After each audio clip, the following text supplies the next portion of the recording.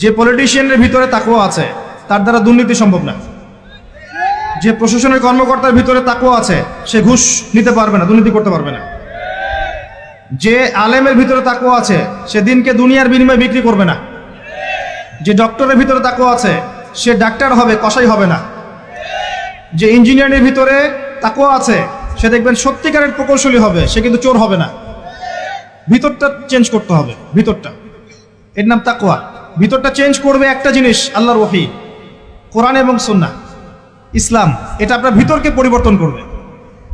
আর আমরা অনেক বড় বড় কথা বলি অনেক সময়, কিন্তু মূল কাজটা হচ্ছে ভিতরটা পরিবর্তন করা। আমাদের সবার সাথে যার যার কলব যাবে, যার যার আমল যাবে। আল্লাহ পাক আমাকে কলার চেপে ধরে বলবেন না যে বাংলাদেশে ইসলামী খেলাফত কায়েম করে আসো নাই কেন, এটা আল্লাহ পাক আমাকে বলবেন না। আল্লাহ পাক বলবেন তোমাকে যে দায়িত্ব দিয়েছিলাম ওই দায়িত্ব ঠিকঠাক